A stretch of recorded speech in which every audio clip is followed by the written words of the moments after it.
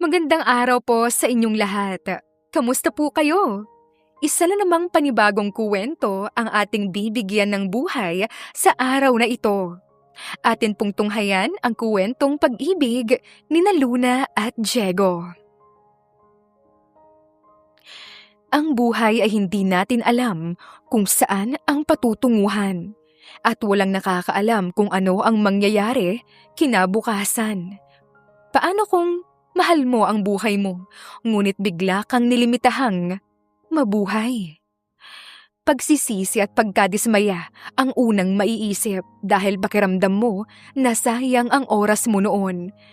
Ano nga ba ang magagawa mo para maipaglaban ang buhay na gusto mo pang ipaglaban hanggang sa dulo? Kaya pa bang mapabago ng pagmamahal ang lahat? Magandang araw sa lahat. Ngayon ay aking ibabahagi ang kuwento ng pakikipagsapalaran ni Luna sa kinakaharap niyang problema sa buhay na sana kapulutan niyo ng aral mula umpisa hanggang sa dulo. Isang mayamang negosyante si Luna Salvador at kilala talaga siya sa industriya ng negosyo. Sa murang edad, maaga siyang naulila.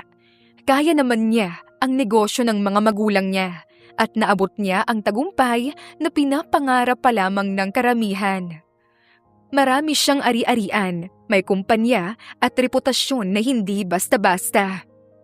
Ngunit sa likod ng lahat ng iyon ay isang katotohanang kailanman hindi niya inamin. Ang katotohanang nag-iisa siya. Sa loob ng kanyang malawak at modernong penthouse, kapansin-pansin ang katahimikan sa paligid. Walang ingay ng pamilya, walang presensya ng kahit na sino. Tanging ang tunog ng pag-type niya sa laptop niya at ang paminsan-minsang notification ng kanyang cellphone ang bumabasag sa katahimikan ng paligid. Gabi na, pero gising pa rin si Luna dahil meron pa siyang tinatapos na trabaho. Anong oras na ba? Parang kanina pa ako nandito. Bulong niya. Nakaupo siya sa kanyang working desk, hawak ang isang tasa ng kape habang abala sa pagre-review ng mga financial reports. Para sa kanya, normal na ang ganitong routine. Kulang sa tulog pero punong-puno sa trabaho. Bigla namang tumunog ang cellphone niya. May tumatawag kaya sinagot niya rin ito. Luna? Gising ka pa rin?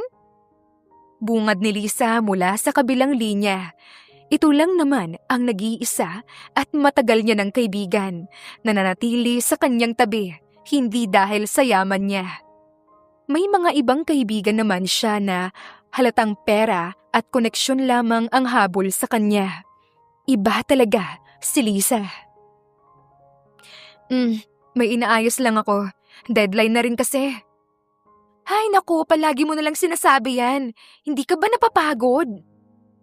Saglit na natigilan si Luna, pero agad din siyang bumalik sa ginagawa niya. Sanay na ako. This is what I do. Hindi na healthy yan. Wala ka ng pahinga, Luna. Puro trabaho na lang inaatupag mo. Kahit love life, wala na. Makakapaghintay naman mga yan. Mas importante ito ngayon. Lahat na lang later para sa'yo. Paano kung maubos ka bago mo pa ma-enjoy ang buhay mo? Hay nako, pinapangunahan mo na naman ang mga bagay-bagay. Matulog ka na nga dyan para makapag-focus na ako sa ginagawa ko. Oo na, bukas na lang baka may free time ako at dadalawin kita sa opisina mo. Okay, magkita na lang tayo bukas. Pinatay na rin niya ang tawag. Hindi na niya inisip pa ang mga sinabi ni Lisa at bumalik na sa ginagawa niya. Kinabukasan, maagang pumasok si Luna dahil may meeting siya. This month, ito ang rating ng sales natin. Makikita dito na tumaas talaga, kaya naman nakaka-proud ang mga empleyado natin sa pagiging masipag nila. Tahimik na nakikinig si Luna sa presentation ng kanyang empleyado. Nasisihan siya sa ibinabalita nito. Ma'am, ito na ang tsaang pinapatimpla nyo. Sabi ng sekretary ni Luna na si Christine, sabay lagay ng tsaa sa harap ni Luna sa may mesa. Nagpasalamat naman si Luna at kinuha ang baso. Pero bago pa niya ito naitaas, bigla niyang naramdaman ang matinding paninikip ng kanyang dibdib. Para bang may mabigat na puwersang unti-unting dumidiin sa puso niya. Ma'am Luna, ayos lang po ba kayo? Natatarantang tanong ni Christine. Hindi nakasagot si Luna dahil lumalabo na ang kanyang paningin at nahihirapan siyang huminga. Hindi na rin malinaw ang naririnig niya sa paligid. Ilang sandali lang, tuluyan na rin siyang nawalan ng malay. Nagising si Luna at puting kisame agad ang bumungad sa kanya. Mabigat ang kanyang pakiramdam at hindi pa siya maayos na makagalaw. Luna, gising ka na. Napalingon naman si Luna sa tabi niya at nakita si Lisa. Nakaupo ito sa tabi ng kama niya sa may upuan. Halata sa mukha nito ang pag-aalala. Anong nangyari? Bigla kang nahimatay sa meeting niyo. Agad kang dinala dito sa ospital at ang tagal mong nagising. Magsasalita na sanang muli si Luna nang bumukas ang pinto at pumasok sa kwarto ang isang doktor. Good morning, Miss Salvador. Ako ang attending physician mo. Ako si Dr. Reyes. Hello, Doc. Ako si Lisa, guardian ni Luna. Ano pong resulta ng mga test niya? Lumabas na ang mga test results niya. Before ko sabihin, I guess, gusto kong manatili kayong kalmado kahit ano man ang sasabihin ko. Kinabahan naman si Luna. Diretsuhin niyo na lang po kami, Doc. Kahit naman anong maging resulta, hindi na rin naman namin yun. Mababago pa. Tumango naman ang doktor at huminga ng malalim bago nagsalita. May malubha kayong kondisyon sa puso. Matagal na itong na-develop at mukhang hindi ka nagpapacheck up sa kondisyon ng katawan mo.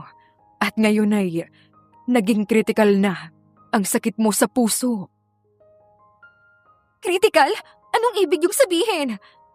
Ano na ang mangyayari sa kaibigan ko? Ang ibig kong sabihin ay kung hindi agad maagapan ang sakit niya sa puso, magiging limitado na lang ang buhay niya. Sinasabi niyo bang may taning na ang buhay ko? Ilang buwan? Sandaling natahimik ang doktor bago sumagot. Base sa kasalukuyan mong kondisyon, 6 na buwan. Kailangan mong manatili dito sa ospital para masimulan ang treatment mo at palagi kang imomonitor. Kapag may improvement sa kondisyon mo, baka may pag-asa ka pang mabuhay ng matagal.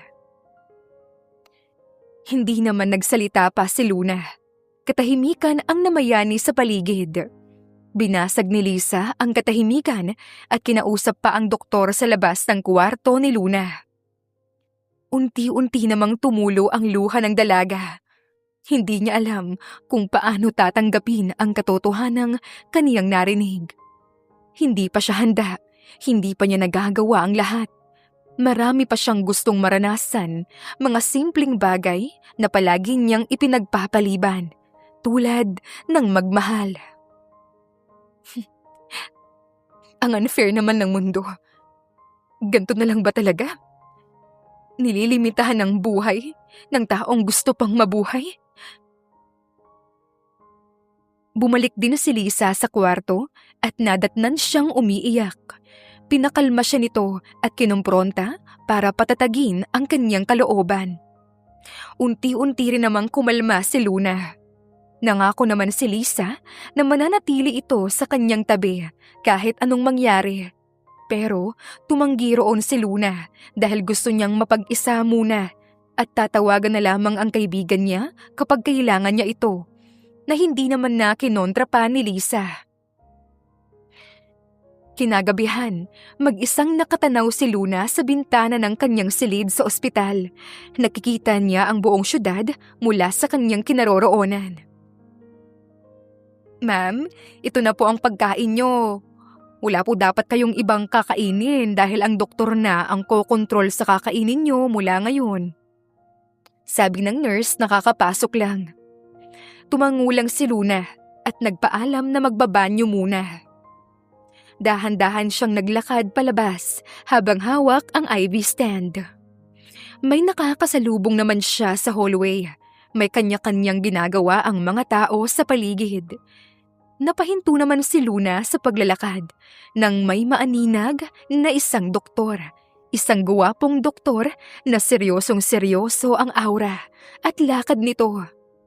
Pakiramdam niya, biglang tumigil ang oras at tanging nasa doktor lamang ang kanyang buong atensyon. Siya si Dr. Diego Santiago. Ang gwapo niya, di ba? Sayang nga lang dahil bukas aalis na siya dito sa ospital. Napatingin si Luna sa kanyang tabi at nakita ang nurse na naghatid sa kanya ng pagkain kanina. Sumunod pala ito para samahan siyang magbanyo at baka raw sa kantin siya dumiretso. Pagkatapos ni Luna magbanyo ay muli niyang nakita ang doktor na nagngangalang Diego sa hallway.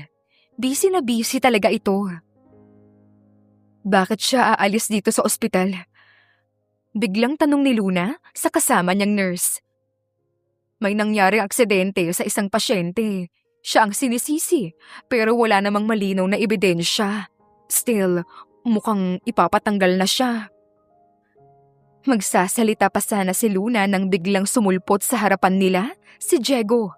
Nagulat siya dahil sa kagwapuhan nito at ang nurse namang kasama niya ay natameme. Miss Luna Salvador, saan ka galing? Galing ako sa kwarto mo para bigyan ka ng supplements na kailangan mong i-take. Dapat, nagpapahinga ka ngayon sa kwarto mo. Hindi advisable sa'yo ang pag-exercise. Nakakunot at seryosong saad ni Diego. Imbis na mainis sa sermon nito, napangiti pa si Luna. May kakaiba siyang nararamdaman dahil sa pagiging concern nito sa kalusugan niya. Iba rin talaga ang dating sa kanya ni Diego. Miss Salvador, nakikinig ka ba? Kailangan mo nang bumalik sa kwarto mo. Pasensya na. Ang gwapo mo kasi. Galing lang naman ako sa banyo kaya di mo na ako kailangan pang pagalitan. Babalik din naman talaga ako sa kwarto ko. Sasama ka ba para bigyan ako ng supplements? Hindi naman agad nakasagot si Diego, pero tumango rin ito at tinungo na nga nila ang silid ni Luna. Halatang halata namang kinikilig ang kasama nilang nurse na pinaalis na ni Luna. Ayaw pa sana niyang umalis pero nagalit na ang dalaga at sinabing tatawagin na lamang ito kapag may kailangan siya. Ngayon, sila na lamang ni Diego ang naiwan sa kanyang silid. Gusto mo bang tulungan kita sa problema mo ngayon? Biglang tanong ni Luna habang inaayos ni Diego ang IV niya. Anong tulong?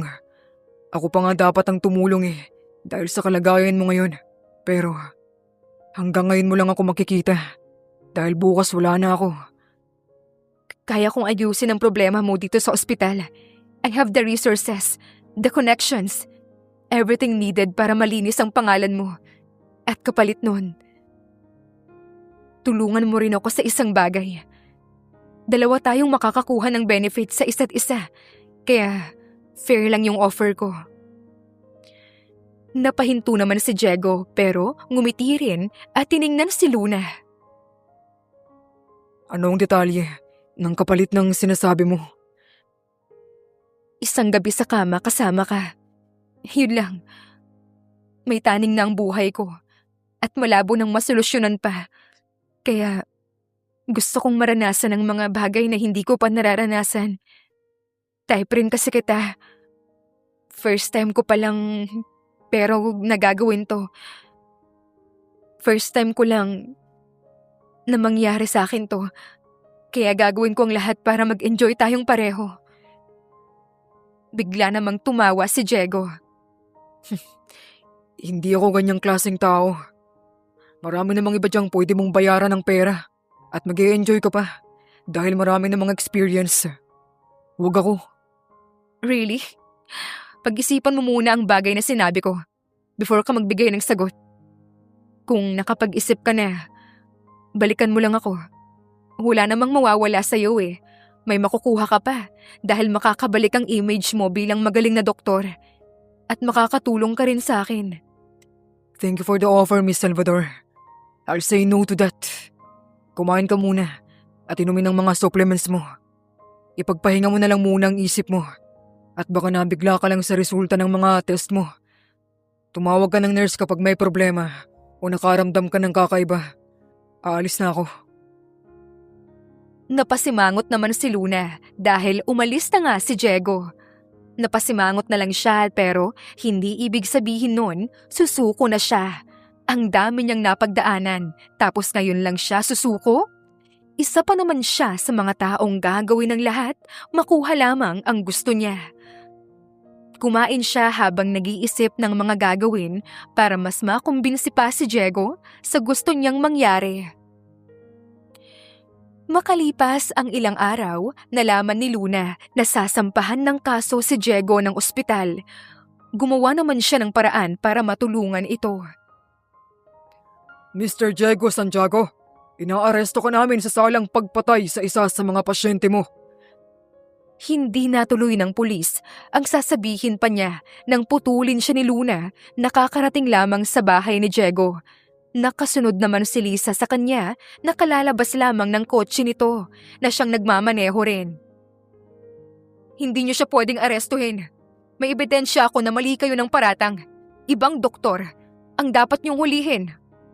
Seryosong sabi ni Luna, sabay abot ng mga iilang papeles sa mga pulis na kinuha rin nito. Validated na po yan ng abogado. Magkakaroon na lang nga ng paghaharap-harap sa korte. Para legal na mapatunayan ang pagiging inosente ni Dr. Santiago, hindi niyo siya pwedeng hulihin. Singit naman ni Lisa.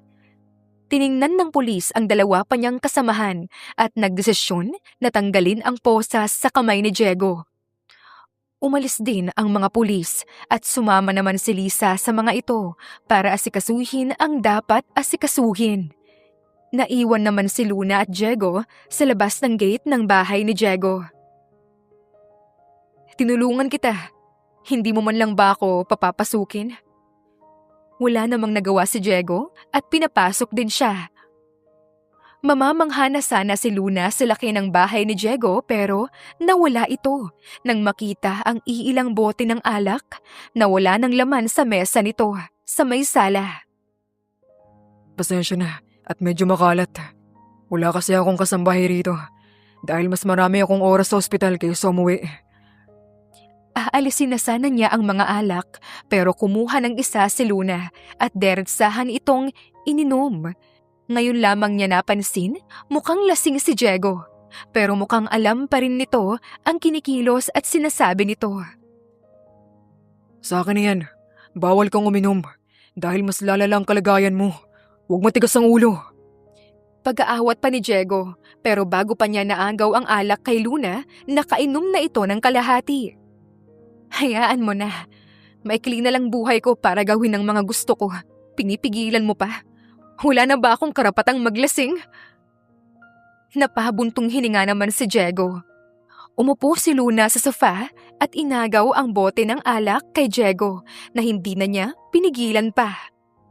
Umupo na lamang siya sa tabi ni Luna at uminom din ng alak. Tinulungan mo ako. Kaya sige, payag na ako sa gusto mong kondisyon. Napahinto naman si Luna at napalingon sa kanya. Agad siyang nagulat nang makitang nakatingin ito sa kanya at halos ilang dangkal na lang ang layo ng mga mukha nila sa isa't isa. Bago pa nakapag-react si Luna, bigla naman siyang hinalikan ni Diego sa labi. Nagulat siya pero nawala rin yon at nang gumalaw ang labi ni Diego, ginantihan naman niya ito. Sobrang bilis ng pangyayari. Namalaya na lamang ni Luna na narating na nila ang isang silid kung saan buhat-buhat siya ni Diego papasok at dahan-dahang inihiga sa kama. Sigurado ka ba talaga sa gagawin natin? Pwede ba tayong umatras? Ayos lang. Ipagpatuloy mo lang. Kinakabahan pero desididong bulong din naman ni Luna. Nagpatuloy nga rin si Diego. Dala na rin ng tama ng alak. Mas nag-init pa ang nararamdaman nila. Katulad ng inaasahan ni Luna, naging mahapdi at masakit nga ang unang beses niya. Pero masaya ang pakiramdam niya dahil natupad ang kanyang gusto. Sa una lang din ang naramdaman niyang hapdi dahil napalitan ito ng kakaibang sarap at kiliti. Tuluyan na rin siyang nakuha ni Diego at ilang oras din bago sila napagod at nagdesisyong magpahinga na. Kinabukasan, nagising si Luna na masakit ang buong katawan, lalo na ang ibabang parte niya. Bumangon siya at nakitang walang Diegong nakahiga sa kanyang tabi, kaya't nagbihis na rin siya sa lumabas ng silid. Nauuhaw siya, kaya dumiretso siya sa kusina at nadatnan niya nga si Diego na naghahanda na ng kanilang agahan. Good morning. Kain ka na. Pag-aaya ni Diego, nakahain na ang pagkain sa mesa, kaya umupo na rin si Luna dahil nagugutom na rin siya. Nag-text si Lisa. Naayos na ang lahat. Tatawagan ka na lang ng ospital para makabalik ka na sa trabaho mo at ibabalik na rin nila ang lisensyang kinuha sa'yo, Diego. Ganun ba? Sige. Maraming salamat sa tulong mo, Luna. Ngayon ay para na silang magtropa. May kaunting ilangan pero mas komportable pa rin sa isa't isa. Pagkatapos kumain ni Luna, agad siyang nagpaalam kay Diego. Aalis na ako. Babalik pa ako sa ospital. Actually, tumakas lang talaga ako. Talagang maseserimunan na naman ako ng private doctor ko na ito. Magkita na lang tayo sa ospital ha. And thank you kagabi. Worth it lahat, kahit medyo nakakapagod. Hindi niya na hinintay pang magsalita si Diego at umalis na agad dahil tumatawag na rin ng ilang ulit si Lisa na naghihintay pala sa labas ng bahay ni Diego. Masyado kayatang napasarap pa at nakalimutan mong may sakit ka pala na kailangang gamutin. Bungad ni Lisa nang makapasok si Luna sa kotse niya. Hayaan mo na, suportahan mo naman ako. Di ba nangako ka na susuportahan mo ako sa lahat ng makakapagpasaya sa akin? At masaya ako sa nangyari. Kaya tara na. Napailing-iling na lamang si Lisa at nagmaneho na rin patungo sa ospital. Katulad ng inaasahan, sineremonan nga si Luna ng kanyang doktor at agad niyang muling chinek up para malaman kung anong nag-iba sa kanyang kalusugan. Hindi ako sigurado. Pero bakit parang umiba ang results mo? Sa mabuting paraan. May ginawa ka bang activity nung umalis ka dahilan ng pagbago ng test mo? May pagtatakang tanong ng doktor ni Luna sa kanya. Sigurado po ba kayo, Dr. Rodriguez? Sinasabi niyo bang nag-improve na ang kalusugan ko? Humahaba na ba ang buhay ko? Paano nangyari yun? Baka nagkamali lang po kayo ng pagbabasa sa test niya, Doc. Wala naman po siyang ibang ginawang activity maliban sa pagkikipagtalik sa... Agad na tinakpan ni Luna gamit ang kamay niya ang bibig ni Lisa. Mabuti na lamang at nasa kanyang tabi lamang ito, kaya agad niyang napahinto ito sa pagsasalita. Napaisip naman si Dr. Rodriguez. Actually, sometimes... pwedeng makatulong ang pagkikipagtalik sa ilang taong may sakit. Baka ito nga ang dahilan kaya bumubuti ang resulta mo. Pero hindi talaga totally bumubuti. Sobrang liit lang ng pagbabago. Malalaman natin ang buong katotohanan kung ipagpapatuloy mo yung activity na yan at subukan mong sa iisang tao lang na nasimulan mo. Huwag pa iba-iba. Sigurado kayo dyan, Doc? Ngayon lang yata ako nakarinig na nakakatulong yung ganyan sa sakit ng tao. Nakakapagtaka naman yung suggestion nyo. Walang kasiguraduhan. Subukan nating alamin ang totoo. Kung ipagpapatuloy ni Miss Luna ang activity na yun, hindi naman ako namimilit. na kay Miss Luna pa rin ang desisyon. Marami pa namang treatment na pwede nating subukan, pero kailangan ng mahabang proseso para doon. Huwag mong sabihing papayag ka, Luna. Oh, imposible yun. Doon na lang tayo sa treatment na treatment talaga. Kahit na mahaba ang proseso, at least talagang may sureness. Naiintindihan ko ang concern mo, Luna. Pero katulad ng sabi ni doktor, maraming ang klase ng treatment. Nasimulan ko na to. Kaya susubukan ko na lang ulit. Kahit na ilang beses lang. Malay mo gumana, di ba? Sinubukan pa ni Lisa na kumbinsihin si Luna na huwag patulan ang sinasabi ng doktor dahil baka mas makalala pa ito sa kanyang sakit sa puso. Pero hindi nagpapigil si Luna at agad na tinanggap ang suhestyon ng doktor. Wala rin namang nagawa si Lisa dahil alangan namang itali niya si Luna. Nag-isip din agad si Luna ng mga gagawin para makumbinsi si Diego na masundan pa ang nangyari sa kanila. May mairarason din naman siya, kaya hiniling niya na sana mapagbigyan siya nito. Ayoko. Napasampal naman si Luna gamit ang kamay niya sa kanyang noo. Ilang ulit na niyang kinumbinsi si Diego pero ayaw nitong pumayag. Hindi rin ito pinapaliwanag ang dahilan kung bakit ayaw nitong pumayag. Bakit ayaw mo? Hindi ka ba nag-enjoy last time? Pangit ba ako? Mataba ba ako? Sabihin mo ang rason para malaman ko, Diego.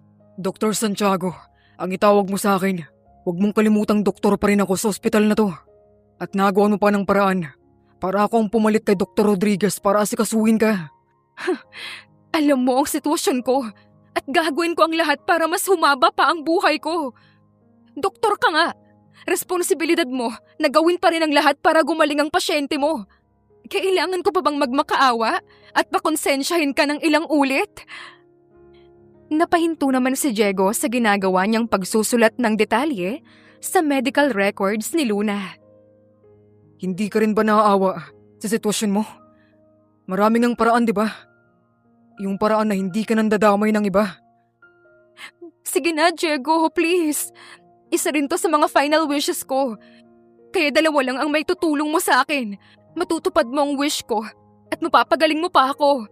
Hindi ba masarap sa pakiramdam ang makatulong sa kapwa? At may pa-final wish ka na ngayon. Masayang makatulong, pero dapat nasa lugar. Huwag ka na kasing maging pakipot sa akin. Tinulungan na kita. At wala namang mawawala sa gagawin natin. Mas may makukuha ka pa nga kaysa sa akin eh. Gusto ko lang namang gumaling sana. Talaga bang wala kang awa sa akin? Wala ba akong karapatang mabuhay ng matagal?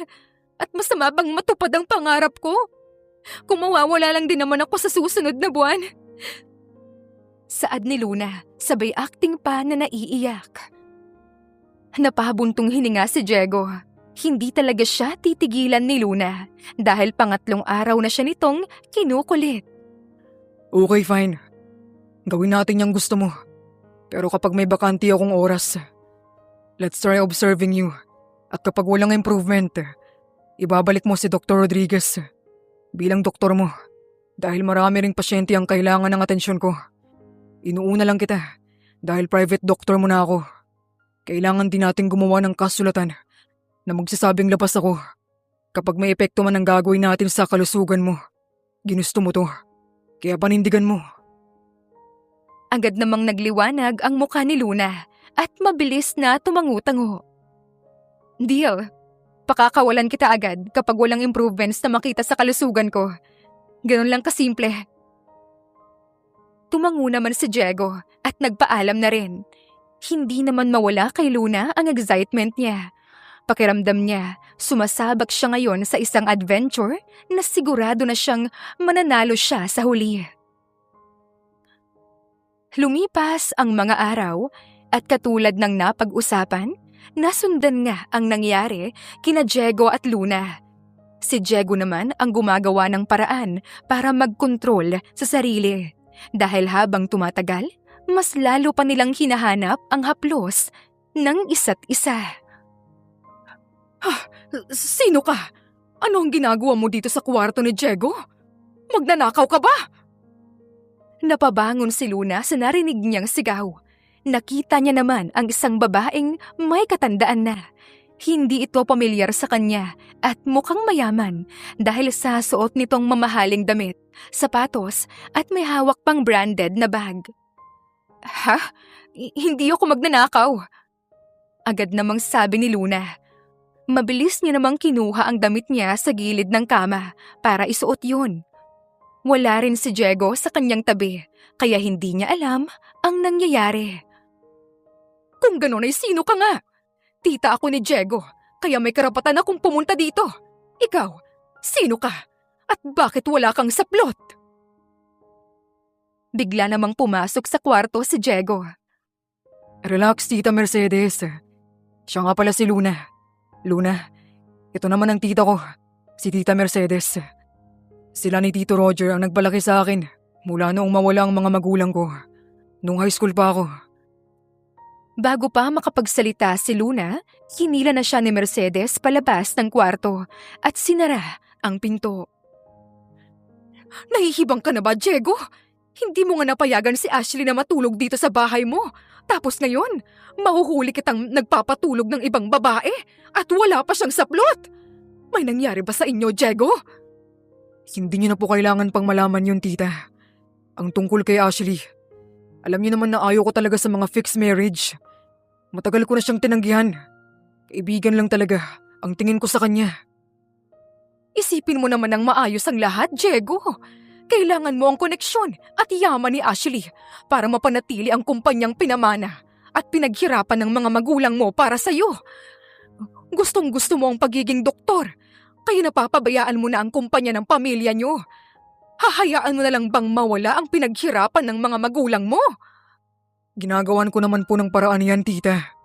Kahit na buhay pa si Ma'am at Dad, alam kong maiintindihan nila ako dahil iniisip nila palagi ang kasiyahan ko. Mabilis namang binuksan ni Luna ang pinto at bumungad sa kanya ang dalawa na agad napatingin sa kanya. Ako na lang ang magpapakasal kay Diego. Mayaman ako, maraming koneksyon at mas maimpluwensya. Kung ayaw mo naman sa ideyang kasal, maging magkaibigan na lang tayo at tutulungan kita sa problema mo. Basta tutulungan mo rin ako sa akin. At sino ka para sumabat sa pag-uusap namin? Wala kang respeto. Huwag mong pangunahan ang desisyon ni Diego at huwag kang sumali sa usapan naming magpapamilya. Galit at may diing saad naman ni Mercedes. Let's do it. Kung kailangan kong may kasal ako kay Luna, para tantanan ako ni Ashley at maisalba ang kumpanya, gagawin ko. Medyo nagulat naman si Luna sa madaling desisyon ni Diego, pero ito ang hinihintay niya kaya lulubos-lubusin niya na. Lalo na at noong huling check-up niya ay malaki ang naging improvement ng kanyang kalusugan at pwede na siyang lumabas-labas sa ospital.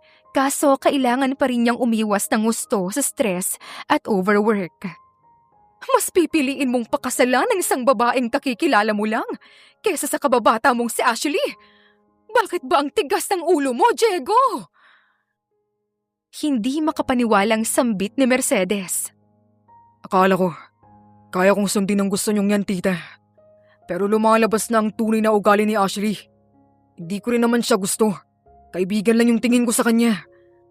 Ang ibig mo bang sabihin, ang gusto mo yung babaeng to? Singhal naman ni Mercedes, sabay turo kay Luna. Mas lumapit naman si Luna kay Diego at hinawakan niya ito sa braso. Bakit, tita? Hindi ba kami bagay? Don't worry. Aalagaan ko naman si Diego at sisiguraduhin ko na mas magiging successful pa siya. Hindi ako papayag. Si Ashley ang pakakasalan mo, Diego. And that's final. Tapos na ang usapang to.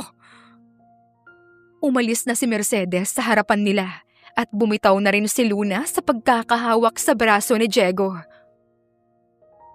Umuwi ka na, Luna. Hindi mo na kailangan pang manghimasok sa problema ko. Ayoko na ring madamay ka pa at baka makasama lang sa'yo. Bumalik ka muna sa ospital at susunod ako para ma-check ko ulit ang kalusugan mo. Huwag kang mag-alala sa akin. At tungkol naman sa mga sinabi mo, Totoo yun. Handa kitang tulungan sa kahit na anong bagay, Diego. Kung tatanggapin mo ang tulong ko, mas magiging masaya ako. Wala kang dapat ipag-alala sa anumang mangyayari sa hinaharap. Dahil ano pa nga ba ang pwedeng katakutan ng isang taong may taning na ang buhay, di ba? Gusto rin talaga kitang tulungan. Ngumiti naman si Diego, isang ngiting nagpatunaw at nagpabilis sa tibok ng puso ni Luna.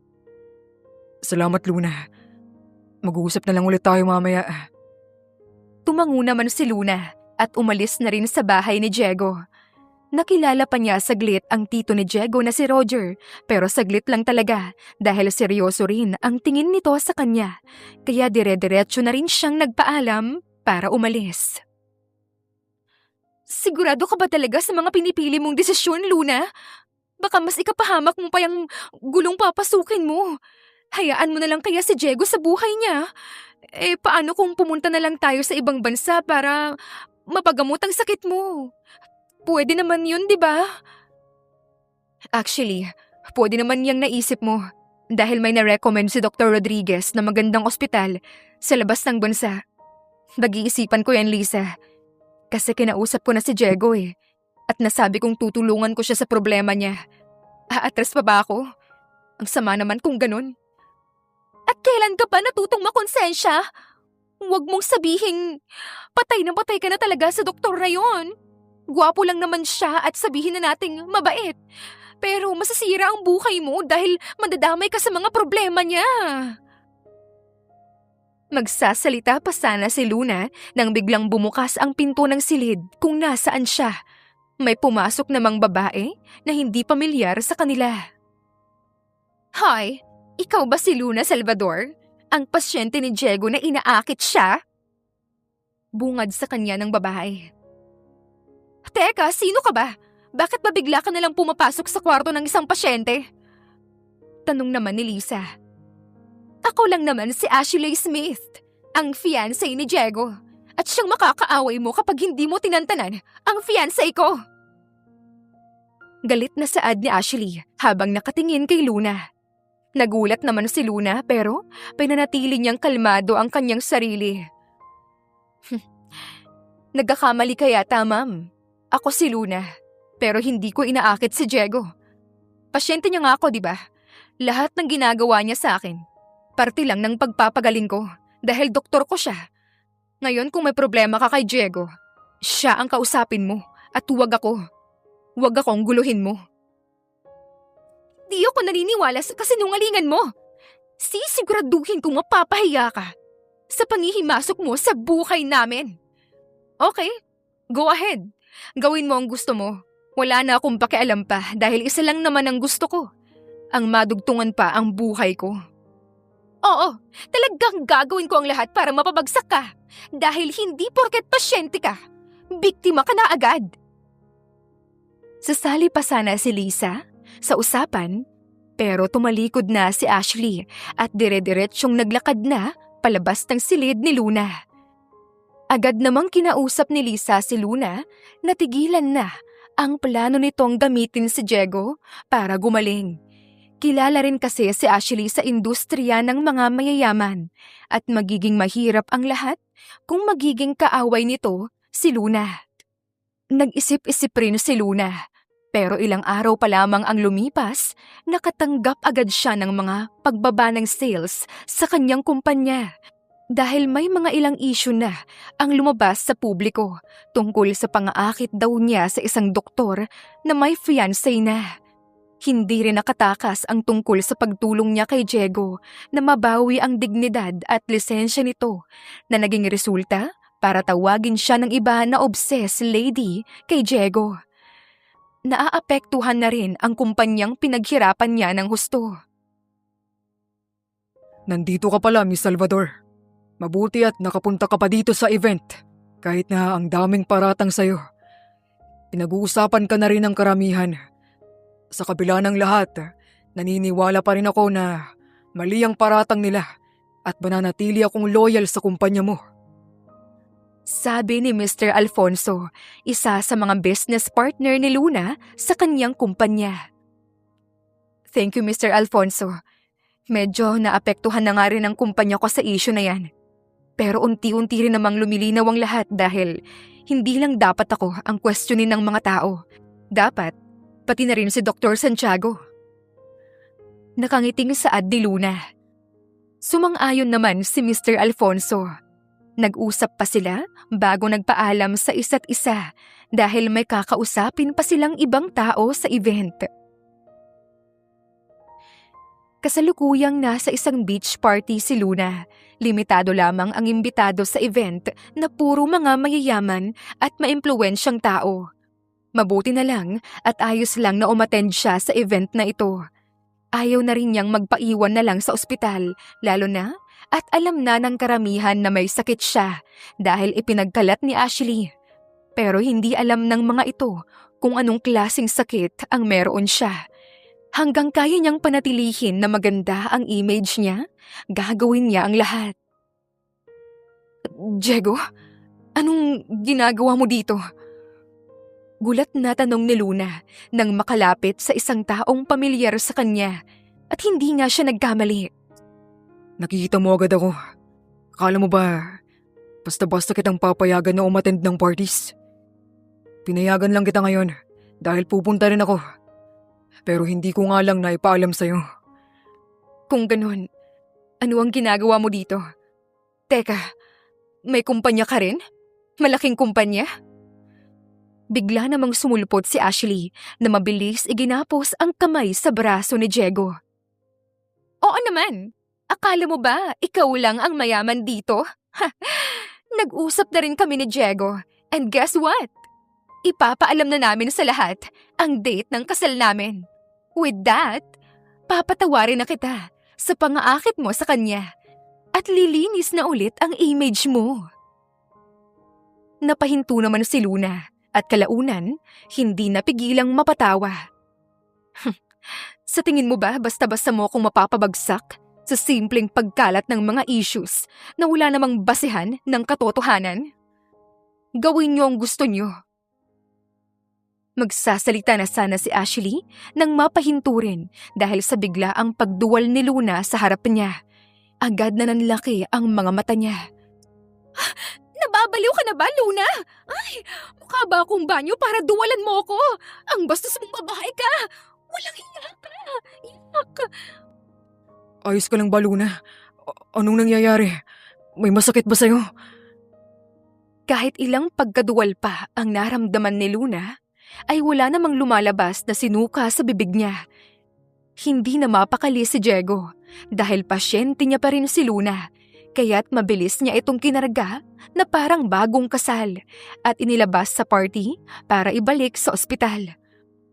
Mabuti na lamang at hindi kalayuan ang lokasyon ng beach sa ospital, kaya't nakarating din sila. Mabilis namang inasikaso ni Diego si Luna pagdating sa ospital. Gising ka na pala, Miss Salvador. Ako muna ang temporary na mag-aasikaso sa test mo dahil may emergency si Dr. Santiago.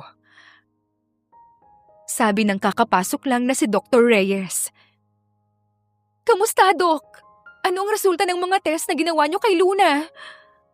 Agad namang tanong ni Lisa na sumugod agad sa ospital matapos malamang sinugod si Luna rito. Napabuntong hininga naman ang doktor bago sumagot. Ano bang ginawa mo? At mas lalo mo lang pinalaki ang problema mo ngayon, Miss Salvador.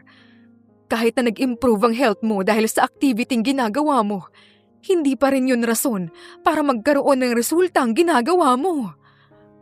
Po, ano ang ibig niyong sabihin? Buntis ka, Miss Salvador. Mas magiging delikado ang sitwasyon mo. Ang pinaka-best choice mong gawin ay tanggalin ang bata sa iyong sinapupunan. At kung ayaw mo naman, dapat padaliin ang procedure ng treatment mo. May nakontak na akong best hospital sa States. Kailangan mong pumunta roon para maisalba ang buhay mo at ang buhay na nasa iyong sinapupunan. Ano? Doc, buntis siya? Sigurado ba kayo dyan? Posible pa rin po ba yun? Gulat namang tanong ni Lisa, sabay tingin kay Luna. Gustong-gusto niya ring yugyugin para magising dahil baka nananaginip lamang silang pareho. Luna, nababaliw ka na! Bakit hindi kayo gumamit ng proteksyon? Ano na ngayon ang gagawin mo? Dok, pwede bang huwag niyong sabihin sa kahit na sino ang resulta ng check-up niyo sa akin ngayon? Kahit na kay Diego, huwag niyo ring sabihin sa kanya. Dahil kayo lang ang nag-asikaso sa akin ngayon. Gawin niyong confidential lahat. At ang desisyon ko na pipiliin ay ang magpagaling sa ibang bansa. Hindi ko rin plinano ang lahat ng to. Pero nangyari na. Hindi naman makapaniwala si Lisa sa narinig niya. Pero hindi pa rin siya umangal at gusto na lamang suportahan ang desisyon ni Luna. Lalo na at inosente rin naman ang pinagbubuntis nito. Kung yun ang gusto mo, Miss Salvador, pwede ko nang tawagan agad ang ospital sa States para salubungin ka kapag pumunta ka na ron. Dok, tawagan mo na agad. Pupunta na kami dun agad sa lalong madaling panahon, kahit na ngayon pa mismo. Hindi naman umangal pa si Luna. At nang makaalis ang doktor, agad nilang pinagplanuhan ang lahat. Walang kahit kaunting pagkontra si Luna dahil para din naman ito sa kanya at sa dinadala niya. Kalaunan, katulad ng napagplanuhan, agad nga ring nagtungo si Luna kasama si Lisa sa States para magpagamot. Hindi na rin nakapagpaalam pa si Luna kay Diego, pero ibinilin naman niya kay Dr. Reyes na sabihin rito na magpapagaling siya sa ibang bansa. Yun lamang ang ibinilin niya at hindi niya ipinaalam ang tungkol sa pagbubuntis niya dahil alam niyang marami ang magbabago. Makalipas ang 3 buwan. Sa wakas, natapos na rin ang treatment mo. Magaling ka na. Congratulations, Luna! Masayang sabi ni Lisa. Balik na naman tayo sa dati ngayon. Ano nang plano mo kay Diego? Ilang buwan na rin niya akong kinukulit tungkol sa'yo. Kasalukuyan silang palabas ng NAIA mula sa States. Malusog na si Luna at magaling na sa kanyang sakit sa puso. Pero kailangan pa rin niyang mag-ingat dahil sa pagdadalang tao niya. Hindi naging madali ang proseso ng pagpapagaling niya. Pero nalampasan naman niya ang lahat at nagtagumpay ang treatment. Akala ko ba tuluyan na silang engaged ni Ashley? Sa anong rason pa para sabihin ko sa kanyang pagbubuntis ko? Kaya ko namang palakihin mag-isa ang nasa sinapupunan ko. Alam mo naman na walang sikreto ang hindi mabubunyag, Luna. Paano kung lumabas ang totoo at magkagulo na naman kayo ni Ashley? Mas mabuti kung sabihin mo na lang kay Diego ang totoo at pag-usapan niyo ang gagawin. O baka naman natatakot ka na kapag pinili ka ni Diego, bibigay ka dahil gusto mo rin siya noon pa man na pwedeng mas makapagresulta ng malaking gulo. Pag-iisipan kong sinabi mo, Lisa. Sa ngayon, pag-usapan muna natin ang kumpanya ko. Matagal din akong nawala, kaya kailangan kong mas maging masipag ngayon. Napabuntong hininga naman si Lisa at hindi na nangulit pa. Nangako naman si Luna na hindi na uubusin lahat ng oras sa trabaho at aasikasuhin na rin ang kanyang sarili. Ma'am Salvador, may naghahanap po sa inyo. Wala siyang appointment pero kilala niyo raw po siya. Dr. Diego Santiago po ang pangalan. Papapasukin ko ba? Sabi ng empleyado niya na nasa kabilang linya ng telepono matapos siyang tawagan ito sa kanyang opisina. Napahinto naman saglit si Luna bago nagsalita. Sige, papasukin mo. Makalipas ang ilang minuto, bumukas ang pinto ng kanyang opisina at pumasok si Diego. Seryoso ang muka at aura nito. Habang dire-diretsyong naglalakad palapit sa harap ng office desk niya. Anong nangyari? Ilang buwan kitang hinanap. Bigla ka nalang umalis nang walang pasabi. Ako dapat ang mag-aasikaso tungkol sa kalusugan mo at hindi si Dr. Reyes. Hindi mo man lang pinaalam sa akin ang lahat ng detalye at nag-decide ka na kagad na hindi mo ako kinontak at inutusan pang si Dr. Reyes ang magsabing magpapagaling ka sa States. Desisyon ko na yon at magaling na ako. Wala ka nang dapat ipag-alala dahil matagal lang natapos ang tungkulin mo sa akin. Very thankful ako sa naitulong mo, Dr. Santiago. Ngayon, Mag-focus ka na lang muli sa dati mong buhay at trabaho. Hindi mo na ako kailangan pang isipin. Hindi niya alam pero nakaramdam siya ng kaunting kirot sa puso niya. Dahil minsan na ring nagbigay ng saya si Diego sa puso niya na akala niya tapos na. Pero ngayong muli niya itong nakita, bumalik lahat. Meron ka bang tinatago sa akin? Hindi naman agad nakasagot si Luna. Pinakalma niya ang sarili at buong tapang na sinalubong ang tingin sa kanya ni Diego. May tinatago man ako o wala. Wala ka na ron. Huwag na natin pang pakialaman ang isa't isa, Dr. Santiago. Makakaalis ka na. Hindi naman nagsalita pa si Diego at umalis na rin. Napabuga naman ng hangin si Luna at napahawak siya sa kanyang dibdib dahil sa sobrang lakas ng tibok nito. Kinakabahan siya at alam niyang tama ang mga sinabi ni Lisa sa kanya na hindi niya habang buhay maitatago kay Diego ang katotohanan tungkol sa pagbubuntis niya sa kanilang anak. Hinawakan niya ang kanyang tiyan. Wala akong balak na itago ka sa iyong ama, anak. Huwag kang mag-alala. Hahanap ako ng tiyempo para kausapin siya. Hindi muna sa ngayon. Makalipas ang ilang araw, hindi naman inaasahan ni Luna na inimbitahan siya mismo ni Ashley sa engagement party nila ni Diego. Ayaw sanang pumunta ni Luna, pero may kasama pang mensahe ang invitation card na pinadala ni Ashley. Nakalagay roon na kailangan niyang pumunta para mas maging malinis na ang pangalan niya at hindi maging guilty sa tingin ng iba dahil pumunta siya. Luna, mabuti naman at pumunta ka sa engagement party namin ni Diego. Nakangiting sabi ni Ashley nang lumapit ito sa kanya. Congratulations sa inyong dalawa. Mayroon din akong dinalang regalo na sana magustuhan niyong pareho. May ngiti namang saad ni Luna. Bigla namang nawala ang ngiti sa labi ni Ashley. Magpapasalamat pa ba ako? Sa tingin mo ba naging madali sa akin lahat na makumbinasi si Diego na pakasalan ako? Hindi naging madali dahil yun sa'yo. Hindi kita pinapunta rito para ayusin ang pangalan o imahe mo. Pinapunta lang kita rito para ipamukha sa'yo na ako ang nanalo sa ating dalawa. Hindi naman makapaniwala si Luna sa kanyang narinig at napatawa ng mahina. Ganun ba, Ashley? Pero kasi, pasensya na. Wala akong contest na sinalihan para masabi mong natalo mo ako. Kung yan ang iniisip mo, ngayon, wala na akong magagawa doon. Sana ibaba mo ng kahit kaunti man lang yung kapraningan mo kung gusto mong magustuhan ka ni Diego. Nangiinsulto ka ba? Ang lakas naman ng loob mo para pagsabihan ako ng ganyan? Singhal ni Ashley at sasampalin na sana si Luna pero nasalo ni Luna ang kanyang kamay. Ayusin mo ang ugali mo, Ashley. Party mo ngayon to, kaya huwag mong sayangin ang ginastos mo at ang dignidad mo sa maraming tao. Malakas niyang binitawan ang kamay ni Ashley at tumalikod na para umalis. Nagsasayang lamang siya ng oras at mas sinunod niya sana ang instinct niya kanina na hindi na lamang dumalo. Hoy Luna, hindi pa ako tapos sa'yo.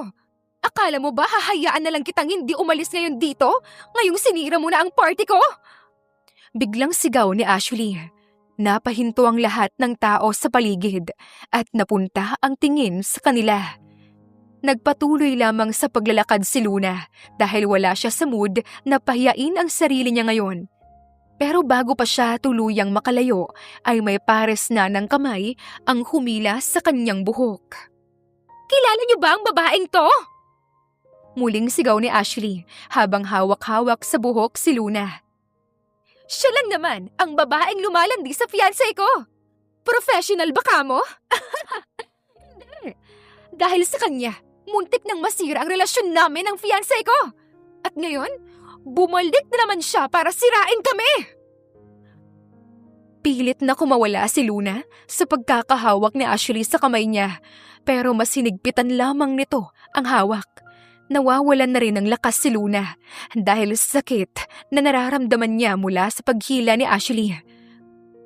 Tigilan mo na to, Ashley! Wala akong nilalandi at mas lalong wala akong ginagawang masama sa'yo.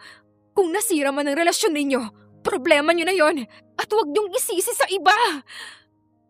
At talagang pa-victim ka pa? Talagang gusto mo nang subukan ng pasensya ko, ha? Luna! Sasampalin niya na sana si Luna nang may kamay na pumigil sa kanya. Napatigil si Ashley nang makita ang galit at seryosong mukha ni Diego. Bitawan mo si Luna. Huwag mo siyang kampihan, Diego! Pinapakita ko lang sa lahat kung anong klase siyang babae. Nagsimula namang magbulong-bulungan ang mga tao sa paligid. Iba-iba ang reaksyon ng karamihan. May naaawa kay Luna at may iba namang kampi kay Ashley. Bitawan mo siya. Kung ayaw mong ikaw ang mapahiya dito, Ashley. Nagulat naman si Ashley. Pinagbabantaan mo ba ako, Diego? Mas kinakampihan mo ang babaeng to kaysa sa akin na sarili mong fiancé? Muling napadaing si Luna nang mas lakasan pa ni Ashley ang paghila sa buhok niya. Hindi na nakatiis pa si Diego at takmang aalisin ang kamay ni Ashley sa buhok ni Luna. Pero bago pa niya ito magawa, malakas namang itinulak ni Ashley si Luna, dahilan para matumba ito sa sahig. Anong ginawa mo? Nanginginig na tanong ni Luna nang may likidong umagos sa kanyang binti. Dugo. Hindi na niya mapigilan pang umiyak. Nataranta naman si Diego at agad siyang nilapitan. Ayos ka lang ba, Luna? Anong nangyari? Nasugatan ka ba? Diego, dalihin mo ako sa ospital. Ngayon na! Nakaramdam siya ng pananakit sa tiyan hanggang sa lumabo na ang paningin niya at mawalan ng malay. Bago pa siya matumba, agad na rin naman siyang nasalo ni Diego. Hindi naman na nagsayang pa ng oras si Diego at kinarga agad si Luna para dalihin sa ospital. Ano ba, Diego? Ako ang fiancé mo!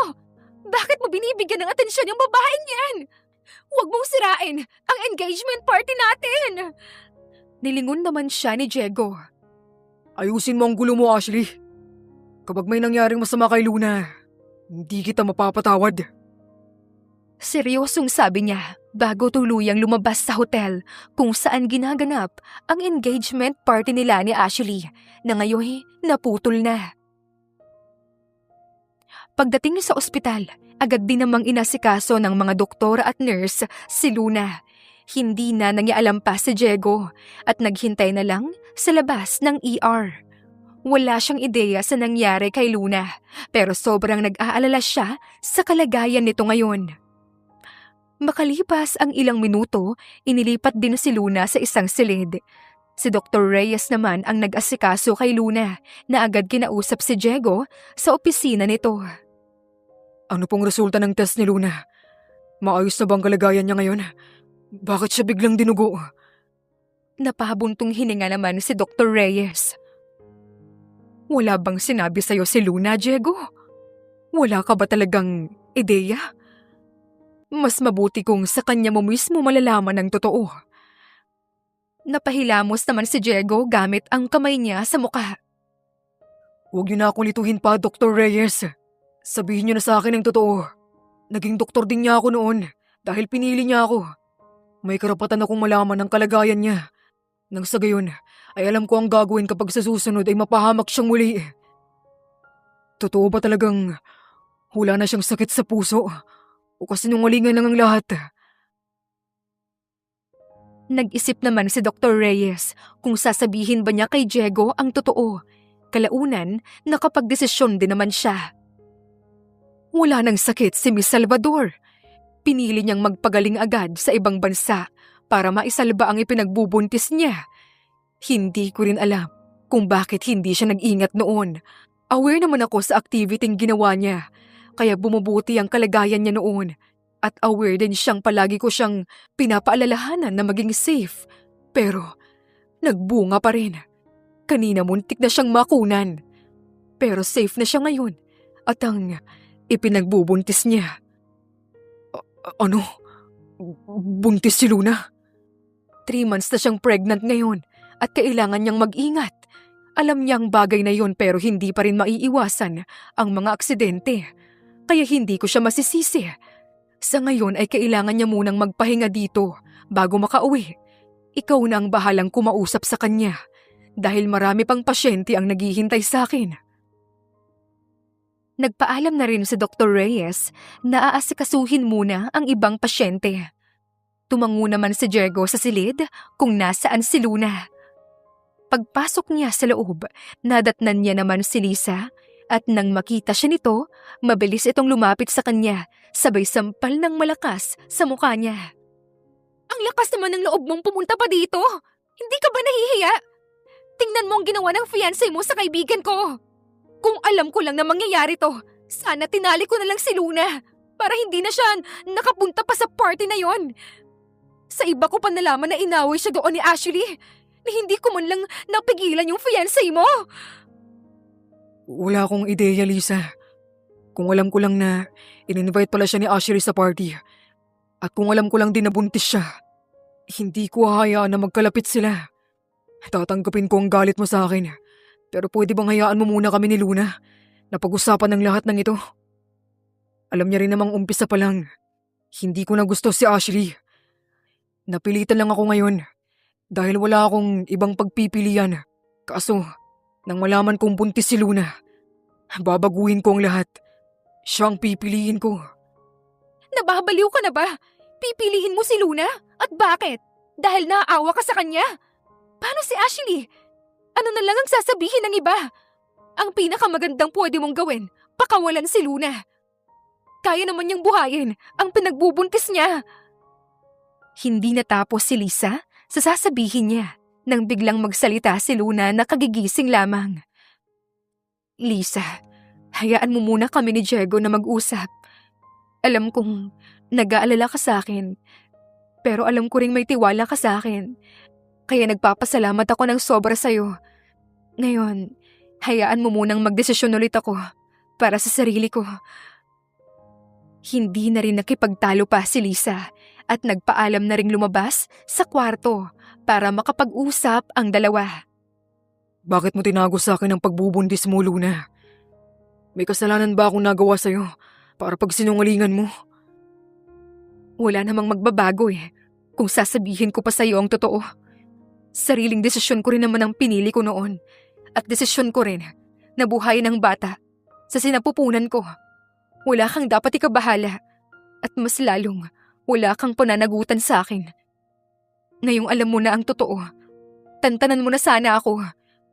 Gusto ko nang manahimik at ayoko nang madamay pa sa gulo ninyo ni Ashley. Kahit ano pa ang sabihin mo, sa tingin mo ba, hahayaan kitang magdesisyon ng ikaw lang? May karapatan din ako sa pinagbubuntis mo. At huwag mong alisin sa akin yun. Alam mong umpisa pa lang ayoko na kay Ashley. Ikaw dapat ang fiancé ko ngayon. Pero bigla kang umalis noon nang walang paalam. At napilit pa ako ni Ashley. Ngayong alam ko na ang totoo, mas may rason na ako para piliin ka kaysa sa kanya. Hindi ko nahahayaan pa na muli siyang makalapit sa'yo. Tama na, Diego. Hindi mo na kailangan pang kaawaan ako dahil lang sa pagdadalang tao ko. Ayokong maging basihan ng pagbubuntis ko kaya mo ako pinili. Hindi ko naman ipagkakait sa'yo ang bata, pero sa ngayon, hayaan mo muna akong magbuntis at lumayo ka muna sa akin dahil ayokong pag-initan na naman ako nung Ashley na yon. Nagulat naman si Luna nang biglang lumapit sa kanya si Diego sa may tabi ng kama at biglang lumuhod, sabay hawak sa kanyang kamay. Naiintindihan ko ang gusto mong mangyari, Luna. Pero gusto kong manatili sa iyong tabi. Hindi lang dahil sa pinagbubuntis mo. Huwag mo sana akong itaboy at hayaang protektahan ka hanggang sa makakaya ko. Please, gusto kita, Luna. At mababaliw ako kung itataboy mo ako. Gusto mo ako? Paano? Kailan pa? Matagal na. Hindi ko lang agad nasabi dahil hindi ko naman inaasahan na mapupunta tayo sa ganitong sitwasyon. Hayaan mo, gagawan ko ng paraan ng tungkol kay Ashley. Ayusin ko muna ang lahat before tayo mag-usap ulit. Nagtitiwala naman ako kay Lisa na hindi kanya pababayaan. Hahayaan mo naman ako, diba? Bibigyan mo naman ako ng pagkakataon, di ba? Para patunayan sa'yo ang pagmamahal ko na puro ang intensyon ko sa'yo. Hindi ko kailangan ng sagot kaagad, Luna. Pag-isipan mo muna. Hindi naman nagbigay ng sagot si Luna at pumayag na pag-isipan muna ang lahat ng mga sinabi ni Diego. Nanatili siya sa ospital ng ilang araw at palagi naman siyang dinadalaw ni Diego. Nakikita rin niya na mukhang hindi na mainit ang ulo ni Lisa kay Diego, na mukhang kinausap din naman ni Diego. Lalabas ka na ng ospital ngayon. Sobrang daming isyong nag-aabang sa'yo sa labas. Pinapalabas ni Ashley na biktima siya at ikaw ang kontrabida. Kaya ngayon, sira na ang imahe mo sa publiko. Hindi ko agad pinaalam, pero hindi rin naman kasi maganda ang nangyayari sa kumpanya mo. Mas bumaba pa yung sales. Ano ang gagawin mo ngayon, Luna?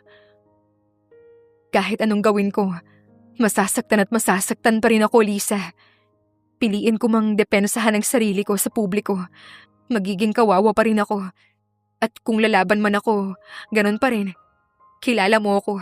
Hindi ako basta-bastang nagpapatalo. Lalo na kung alam ko naman na wala akong ginagawang masama. Saka, ano pa ba ang dapat kong katakutan? Gayong nilabanan ko ngayong kamatayan noon, di ba? Ito bang pagsubok ngayon na kaya kong solusyonan naman sa maraming paraan? Nawala naman ang lungkot at pag-aalala ni Lisa. Oo nga. Muntik ko na nga pala talagang makalimutan na mas matibay ka pa sa akin. Basta nandito lang ako kapag kailangan mo ng tulong, Luna. Salamat, Lisa. Kalaunan, na-discharge din siya sa ospital. Agad naman niyang inasikaso ang mga dapat asikasuhin sa kanyang kumpanya. Naitaguyod niyang mag-isa ang iniwan ng mga magulang niya sa kanya at hindi niya ito basta-bastang hahayaang gumuho dahil sa maling paratang sa kanya ng publiko. Hindi naging madali kay Luna lahat, pero naging magaan din naman ang lahat dahil sa tulong ni Diego. Napilit nililinis ang kanyang pangalan. Unti-unti rin itong napaniwala ang publiko na totoo ang sinasabi nito. Nalabas si Luna sa relasyon nila ni Ashley at talagang noon pa man wala siyang balak magpakasal dito dahil hindi niya ito gusto. Napabuntong hininga si Luna.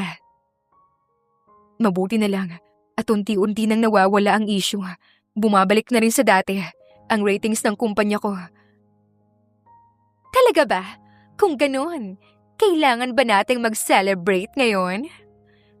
Napahinto si Luna nang makarinig ng pamilyar na boses mula sa backseat ng kotse. Nasa driver's seat naman siya at hindi pa nagmamaneho dahil kakapasok lang niya sa loob. Bago pa siya makapag-react at makapagsalita, muling nagsalita si Ashley. Subukan mong kumilos o gumawa ng ingay at sisiguraduhin kong puputok tong hawak ko sa ulo mo.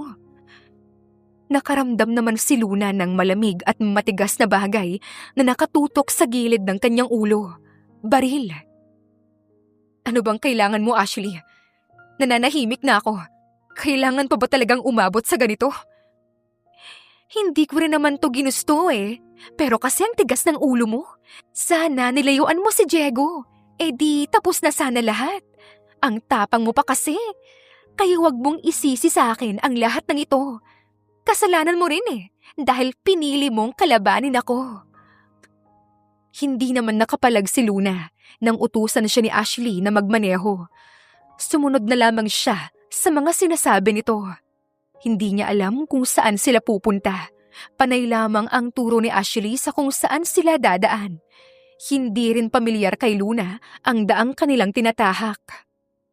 Labas na! Singhal pa nito nang makahinto sila sa kung saan. Agad namang sumunod si Luna. Paglabas niya, bumungad sa kanya ang gilid ng kalsada. Hindi niya alam kung nasaan sila at walang mga sasakyan ang dumadaan sa paligid. Sa gilid ng kalsada, makikita ang pampang kung saan dagat na ang nasa baba. Palubog na ang araw at ilang minuto na lamang magdidilim na. Pinalakad siya ni Ashley palapit sa may pangpang. Dahan-dahan niya rin itong nilingon. Nang mapahinto siya, agad siyang nakaramdam ng takot nang makita ang seryosong mukha ni Ashley. Nakataas ang kamay nito na may hawak na baril at nakatutok sa kanya. Hindi mo kailangang gawin to, Ashley. Pag-usapan muna natin lahat. Huwag mong idaan lahat sa dahas. Kung nadadaan ka sana sa usap, matagal na sanang tapos ang issue natin. Pero hindi eh. Kahit na noong pumayag na si Diego na magpakasal kami, ikaw pa rin talaga ang hinahanap niya. Ano bang pinakain mo sa kanya? Ginayuma mo ba si Diego? Mukhang wala pang ideya si Ashley tungkol sa pagbubuntis niya at mas mabuti yun dahil baka mas magalit pa ito. Hindi ko siya ginayuma. Wala akong ideya na meron siyang fiancé noong naging pasyente niya ako. Noong nalaman ko naman sinabi niya na ayaw niyang magpakasal sa'yo. Alam din yun ng tita at tito ni Diego. Wala silang nagawa roon.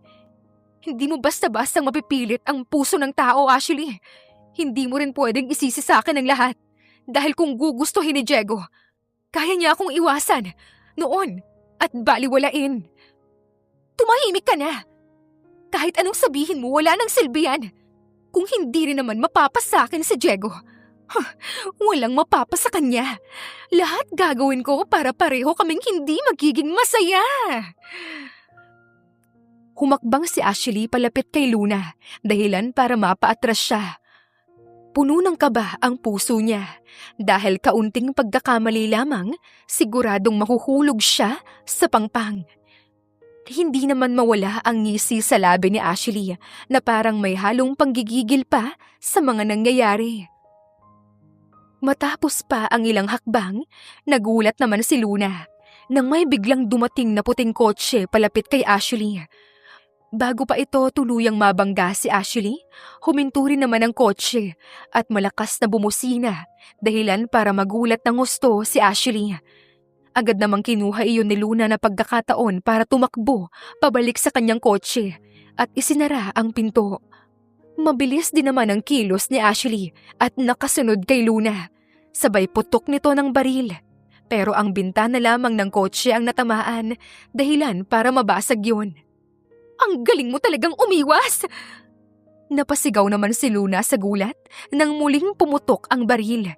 Hindi siya natamaan dahil biglang may pumigil kay Ashley mula sa labas ng kotse at hinila ito papalayo. Diego! Bulong ni Luna nang makita si Diego na nakikipag-agawan na ng baril kay Ashley. Dahan-dahan naman siyang lumabas sa kotse sa kabilang pinto na walang basag ang bintana. Sinilip niya ang kinaroroonan ng dalawa. Tigilan mo na to, Ashley. Pag-usapan natin to. Ilang beses na tayong nag-usap, Diego. Wala din naman ako napapala sa'yo. Dahil palagi mo lang sinasabi na mag-move on na ako. Paano ko gagawin yun? Mahal nga kita at lahat gagawin ko para sa'yo. Pero ibang babae pa rin ang pinili mo? Hindi ko hahayaan na maging masaya kayong dalawa habang ako ay nagdudusa. Buong puwersang inagaw ni Diego ang baril sa kamay ni Ashley. Pero dahil na rin sa halo-halong emosyon ni Ashley, hindi siya agad nagpatinag kay Diego at malakas pa rin nakadepensa. Nakakita naman ng may kalakihang bato si Luna sa pinagtataguan niya sa gilid ng kotse. Kinuha niya ito at dahan-dahang lumapit sa kinaroroonan ng dalawa. Nakaposisyon siya sa likuran ni Ashley. Hindi pa siya tuluyang nakalapit ay nagulat siya nang makarinig ng malakas na putok ng baril. Diego! Pabulong at nanginginig na sambit ni Ashley. Nanlaki ang mga mata niya nang mapahawak si Diego sa bewang nito at may dahan-dahang tumulong dugo roon. Bago pa nakapagsalitang muli si Ashley, malakas namang tinamaan ni Luna ang kamay nito ng batong hawak niya dahilan para mabitawan nito ang hawak nitong baril. Dali-daling pinulot ni Luna ang baril at inihagis sa pangpang. Tingnan mo ang ginawa mo, Ashley. Nakasakit ka ng tao at si Diego pa. Masaya ka na ba ngayon? Singhal ni Luna nang makalapit kay Diego na napaupo na. Hindi! Ikaw dapat yon. Hindi dapat si Diego ang tatamaan ko. Kasalanan mo ang lahat ng ito. Bago pa muling makapagsalita si Luna, bigla naman siyang sinugod ni Ashley. Hindi na siya nakailag pa nang pumaibabaw si Ashley sa kanya at pinagsampal siya. Buong lakas naman siyang umiwas at gumanti, pero nadadaganan na ni Ashley ang kanyang tiyan. Unti-unti siyang nawawalan ng lakas hanggang sa may biglang humila kay Ashley ng malakas.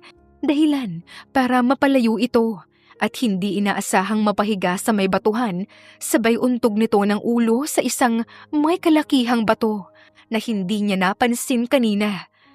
Nawalan naman agad ng malay si Ashley. Ayos ka lang ba, Luna? May masakit ba sa'yo? Ayos lang ako. Sagot naman ni Luna, pero alam niya sa sarili na hindi. Mabuti naman.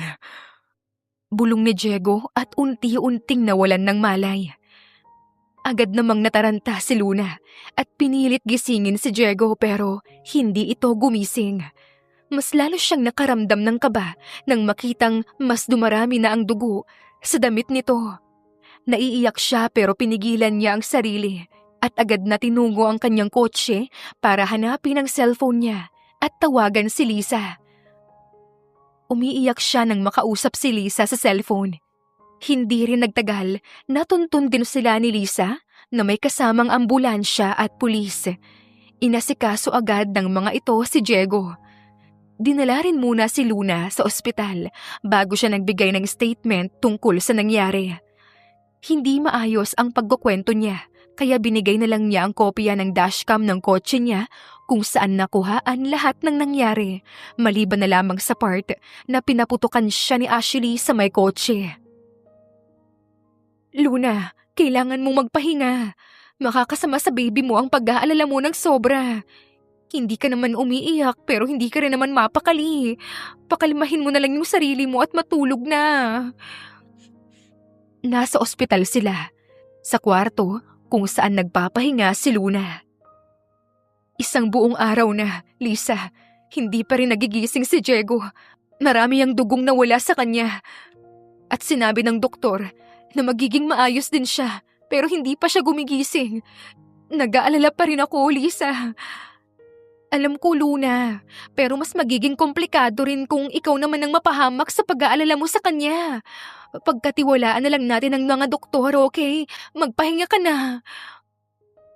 Wala namang nagawa si Luna dahil pinipilit talaga siya ni Lisa na magpahinga. Dahil na rin sa pagkompronta nito at dala na rin ng pagod niya, nakatulog din naman siya. Makalipas ang ilang oras, nagising din si Luna. Dahan-dahan niyang iminulat ang mga mata at nagulat nang mukha ni Diego ang bumungad sa kanya. Agad namang napabangon siya. Kumusta ang pakiramdam mo? Ayos ka lang ba? May nararamdaman ka bang masakit sa'yo? Kumusta ang baby natin? Hindi agad sumagot si Luna at mabilis niyang niyakap si Diego. Unti-unti naman siyang napaiyak. Ayos lang ako. Ayos lang kami. Akala ko hindi ka nagigising. Sobra akong nag-aalala sa'yo, Diego. Ayos na ako. Medyo masakit pa ang sugat ko. Pero nakakalakad naman na ako. Nag-alala din ako sa'yo ng sobra. Oo na, ang sweet niyo nang masyado. Baka nakakalimutan niyo na halos magwala ka na sa kwarto mo para lang makita si Luna. Dala-dala mo pa yung IV stand mo rito. Pwede bang magpahinga na muna kayong dalawa? Hindi madali ang pinagdaanan niyo. Biglang singit ni Lisa na kanina pa nanonood sa kanilang dalawa. Salamat sa pag-aalala, Lisa. Ipapalipat ko agad dito ang higaan ko para iisa na kami ng kwarto at sabay na magpagaling. Wala ka nang dapat ipag-alala pa dahil maayos na ang kalagayan namin. Mananatili ako sa tabi ni Luna dahil maliit lang naman tong pinagdadaanan ko. Dahil may buhay siyang daladala sa tiyan niya. Hindi alam ni Lisa kung magiging masaya ba siya sa pagiging concern ni Diego sa kaibigan niya o mandidiri ba siya sa kachizihan nito. Hindi na lamang siya sumagot, sabay umiling-iling.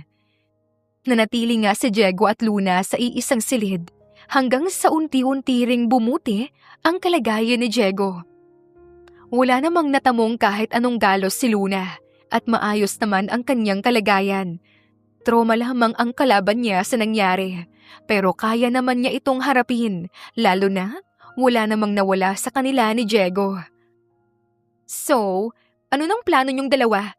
Nakakulong na si Lisa at sigurado namang mapaparusahan siya sa ginawa niya. Pwede na kayong magsimula ulit at buuin ang pamilya niyo. Pareho niyo namang gusto yun, di ba? Tumango naman sina Luna at Diego. Magsisimula kami. Pero hindi ito madaling simula, Lisa. May mga bagay pa kaming dapat na asikasuhin at ayusin. Kailangan namin ng suporta ng kahit na isang tao lang. Hindi mo naman yun ipagkakait sa akin, di ba? As if namang tinalikuran kita sa mga maling desisyon mo sa buhay. Alam ko namang susuportahan mo rin naman ako kung ako man ang nakagawa ng kabaliwang desisyon. Makakaasa ka, Luna. Susuportahan kita. At si Diego rin. Pero ang suporta ko sa kanya ay hanggang mapasaya ka lang niya kapag pinaiyak ka niya o sinaktan. Ako mismo ang gugulpi sa kanya. Tumawa naman si Diego. Payag akong gulpihin mo ako kapag nangyari yun. Nag-usap pa sila at nagplano ng mga gagawin. Tuluyan ding na-discharge si Diego sa ospital. Nauna pa si Luna sa kanya pero nanatili ito sa kanyang tabi. Inuna naman nilang ayusin ang issue nila sa publiko. Humingi rin ng tawad ang tito at tita ni Diego sa inasal nila kay Luna noon dahil mali pala talaga sila ng kinampihang tao. Hindi naman nila inasahan na magiging bayolente si Ashley at taabot sa ganoong sitwasyon ang lahat. Wala namang sama ng loob si Luna sa mga ito kaya agad niyang tinanggap ang paghingi ng tawad ng mga ito. Wala nang sinayang pang panahon si Diego at nag-propose na siya kay Luna. Pinagplanuhan agad nila ang kasal bago pa tuluyang mas lumaki ang tiyan ni Luna. Sigurado ka ba rito, Luna? Baka naman malas tong gagawin mo. Kasal niyo na ni Diego sa susunod na araw. Baka hindi matuloy dahil sa gagawin mong pagdalaw kay Ashley sa kulungan ngayon, ha? Nandito na tayo sa labas ng kulungan, Lisa. Matutuloy pa rin ang kasal namin. Maliban na lang kung may isang aatras sa amin. Don't worry, Lisa. Oo na. Bilisan mo na lang magsalita sa kanya para matapos agad. Hindi na nagsalita pa si Luna nang makita si Lisa sa kabilang side ng glass window. Nanatili si Lisa sa tabi niya at may pulis namang nagbabantay. Medyo malayo sa likuran ni Ashley. Anong ginagawa mo dito?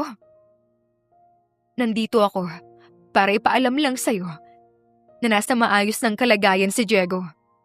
Alam kong deserve mong malaman yon dahil mahal mo siya. Hindi naman kasalanan ang magmahal. Ang kasalanan ay ang gumawa ng mali at ginawang rason ng pagmamahal. Kahit anong sabihin mo, wala akong pakialam at hindi ako makikinig. Maswerte ka lang dahil nakaligtas ka. Tama. Ang swerte ko nga dahil nakaligtas ako at sobrang nagpapasalamat ako sa swerteng yun. Dahil hanggang ngayon humihinga pa ako. Pero ikaw, Ashley, hindi mo kailangan ng swerte. Ang kailangan mo lang ayusin ang buhay mo. Hindi naman na nagsalita pa si Ashley. Katahimikan ang namayani sa pagitan nila hanggang sa nagdesisyon si Luna na tumayo na para umalis. Kinabahan ka lang noon pero hindi ka natakot. Bakit? Dahil ba handa mong isakripisyo ang buhay mo para kay Diego? Biglang tanong ni Ashley na nagpatigil kay Luna. Natakot ako pero hindi mo lang siguro nahalata. Minsan nang nalimitahan ng isang doktor ang buhay ko. Pero mas nakakatakot pala talaga lalo na kung hindi mo alam kung hanggang saan titigil ang oras mo. Kaya kung may pagkakataon ka pang magpatuloy, sulitin mo. Gawin mo ang lahat ng gusto mo, pero gawin mo sa tamang lugar, tamang panahon, at tamang desisyon. Mahirap talaga magsisi, dahil habang buhay mong dadalhin yun, Hindi ako nagsisisi sa ginawa ko dahil resulta yun ng pagmamahal ko kay Diego. Nilaban ko siya hanggang sa huli, kaya wala akong pinagsisisihan doon. Alam ko, pero kahit kailan, hindi naging tama ang isang pagkakamali kahit pagmamahal pa ang gamitin mong rason. Ang mali, mananatiling mali pa rin. Hindi na nagsalita pa si Ashley. Tuluyan na nga ring umalis si Luna. Nakahinga naman siya ng maluwag paglabas niya. Wala rin siyang narinig pa na kahit anong salita kay Lisa kaya umuwi na rin sila. Mabuhay ang bagong kasal. Yan ang sigaw ng lahat sa wedding reception ng bagong kasal na sina Diego at Luna. Naging maayos ang seremonya nila kanina sa simbahan. Marami ang masayang-masaya sa bagong simulang kanilang papasukin. Congratulations sa inyong dalawa! Sino ba naman ang mag-aakala na ikaw pala ang ginawang treatment ni Miss Salvador noon, Dr. Santiago? Nakakatawa nga naman talaga at nagbunga pa.